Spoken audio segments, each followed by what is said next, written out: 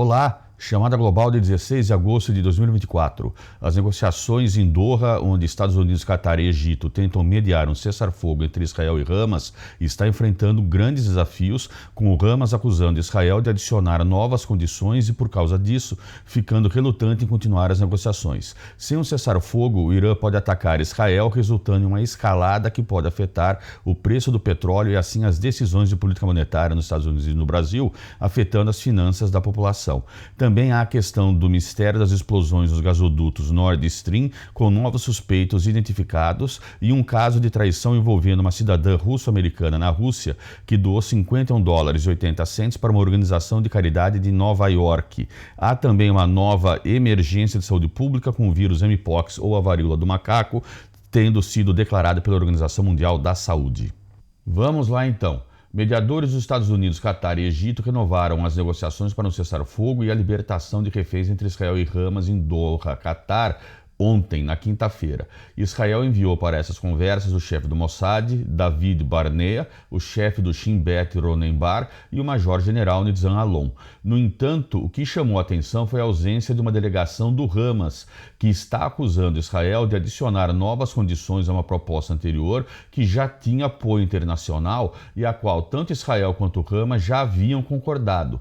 Esse plano, que foi anunciado pelo presidente dos Estados Unidos, Joe Biden, em 31 de maio, tem 3 pontos principais. Os reféns mantidos pelo Hamas seriam trocados por prisioneiros palestinos, as forças israelenses se retirariam completamente de Gaza, os palestinos deslocados teriam permissão para retornar às suas casas e ambos os lados implementariam um cessar-fogo permanente e iniciariam um plano de reconstrução plurianual para o enclave. Em junho, o Conselho de Segurança das Nações Unidas também aprovou uma resolução seguindo essa mesma estrutura. Acontece que o Hamas está alegando que o primeiro-ministro israelense Benjamin Netanyahu está adicionando novas exigências com o objetivo de prolongar a guerra, uma acusação que, obviamente, Netanyahu nega. Essas novas condições incluem o controle indefinido por parte de Israel da passagem da fronteira de Rafah e do corredor de Filadélfia, algo que Israel afirma ser necessário para impedir o contrabando de armas, e a criação de uma linha divisória em Gaza, onde as forças israelenses revisitariam os palestinos que retornassem ao norte do território para eliminar possíveis militantes. O Hamas acredita que a ocupação israelense está tentando ganhar tempo com mais negociações, afirmou Ibrahim Al-Madhoun, um analista de Istambul próximo ao Hamas, ao New York Times. Ele também destacou que Netanyahu continua prometendo uma vitória total sobre o Hamas, enquanto Israel, ao mesmo tempo, acusou o grupo de tentar atrasar o retorno dos reféns, enquanto os próprios aliados de extrema-direita de Netanyahu condenam a proposta, alertando que a coalização governamental pode se fragmentar se ele concordar com uma trégua com o Hamas. Os Estados Unidos, o Catar e o Egito enquadraram as negociações de quinta-feira como uma tentativa final de acabar com a guerra, com muitos especialistas acreditando que uma trégua é a melhor maneira de evitar o conflito maior no Oriente Médio. Ontem também marcou as primeiras negociações substanciais desde que o líder político do Hamas, Ismail Haniyeh, foi assassinado em Teherã no mês passado. Autoridades iranianas afirmaram que um acordo de cessar-fogo é a única coisa que poderia impedir Teherã e seus aliados apoiados pelo Irã, como Hezbollah, de atacar diretamente Israel, que é amplamente considerado responsável pela morte de Haniyeh. O problema aí é que se a gente está vendo que o Fed anunciou que pode baixar a taxa de juros em setembro, outubro, está tendo essa discussão, só que o que acontece é que se não chegar então nesse acordo de paz promovido pelos Estados Unidos, o Catar e o Egito, e se realmente o Irã atacar Israel, pode resultar em uma grande escalada por toda a região. A partir do momento em que há uma escalada da magnitude que pode acontecer, o preço do petróleo pode explodir. Explodindo o preço do petróleo, o resultado pode ser uma inflação maior ainda. Com uma inflação maior ainda, os bancos centrais, tanto dos Estados Unidos, o Federal Reserve, assim como o Banco Central Europeu, pode ser obrigado a subir a taxa de juros. Eles podem ser obrigados a subir a taxa de juros e com isso pode aumentar ainda o temor por uma recessão maior nos Estados Unidos, por uma recessão maior na Europa e, ao mesmo tempo, por conta da pressão inflacionária, o Banco Central do Brasil também pode ser obrigado a subir mais ainda a taxa de juros, né? O Copom já disse que pode ser, provavelmente que vai subir a taxa de juros aí no Brasil nas próximas semanas, e por conta disso, isso também pode aumentar o nível de desemprego no Brasil, assim como também pode afetar o câmbio, isso afeta exportações, então acaba resultando em uma situação econômica difícil para a população em geral. E se você quer saber mais sobre esse assunto, deixa um comentário que eu gravo um vídeo explicando melhor isso. No que diz respeito ao Nord Stream, as autoridades alemãs emitiram um mandado de prisão na quarta-feira para um ucraniano suspeito de ser o responsável pelas explosões dos gasodutos em setembro de 2022. Esses gasodutos eram os que o Nord Stream 2 ainda não estava em operação, mas o Nord Stream 1 era um dos principais gasodutos de transportar gás da Rússia para a Europa. Segundo a mídia alemã, o suspeito, junto com outros 2 cidadãos ucranianos, faziam parte de uma equipe de 6 pessoas que mergulhou no Mar Báltico e anexou dispositivos explosivos aos gasodutos. As autoridades polonesas confirmaram que o último endereço conhecido do cidadão ucraniano era na Polônia. O Wall Street Journal relatou que altos funcionários ucranianos estariam envolvidos na operação.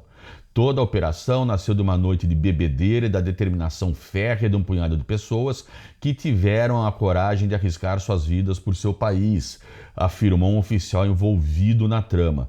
Segundo outro oficial, o presidente ucraniano Volodymyr Zelensky inicialmente aprovou o plano, mas voltou atrás quando a CIA o estimulou a desistir. No entanto, o comandante-chefe de Zelensky seguiu em frente com a operação de qualquer forma, ignorando as ordens, né? Bom, o conselheiro presidencial ucraniano Mikhailo Podolyak negou o envolvimento de Kiev na quinta-feira e, em vez disso, culpou a Rússia, né? Continuando a mesma narrativa de que a Rússia é culpada pela explosão dos gasodutos. Moscou, por sua vez, acusou repetidamente a Ucrânia, os Estados Unidos e o Reino Unido de orquestrarem um ataque. E claro que as 3 nações também negam qualquer envolvimento. Um outro assunto agora, na Rússia. Um tribunal russo considerou Ksenia Karelina, uma cidadã com dupla nacionalidade russo-americana, culpada de traição na quinta-feira, ontem, né? E a sentenciou a 12 anos de prisão por ter doado $51,80 para a organização Razon for Ukraine, uma instituição de caridade sediada em Nova York e que fornece ajuda humanitária a crianças e idosos ucranianos. O tribunal alegou que o dinheiro de Karelina, doado no mesmo dia em que a Rússia invadiu a Ucrânia em fevereiro de 2022, foi utilizado para comprar itens de medicina tática, equipamentos, meios de derrota e munição para a Ucrânia. A organização nega fornecer qualquer tipo de apoio militar a Kiev. Karelina, que nasceu na Rússia e recebeu cidadania americana em 2021, estava morando em Los Angeles. Ela foi presa após voar para a Rússia para visitar sua família em Ekaterimburgo no início desse ano e se declarou culpada das acusações na semana passada. Seu caso foi julgado pelo mesmo tribunal e juiz que condenou o repórter do Wall Street Journal, Ivan Gershkovich, por espionagem em julho. No entanto, diferentemente de Gershkovich, Karelina não foi incluída na troca massiva de prisioneiros entre os Estados Unidos e Rússia, que aconteceu em 1º de agosto. Por fim, um assunto chato que é relativo à doença, né? A Organização Mundial da Saúde declarou o Mpox, né, que é a chamada varíola do macaco, né, uma emergência de saúde pública na última quarta-feira. Essa é a segunda vez que a infecção viral recebe o maior tipo de alerta da OMS em 2 anos, após um aviso semelhante dos Centros Africanos de Controle e Prevenção de Doenças no início dessa semana.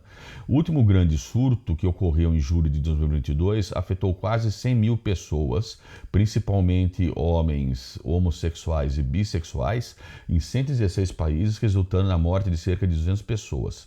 Esse ano, contudo, a ameaça é muito mais grave.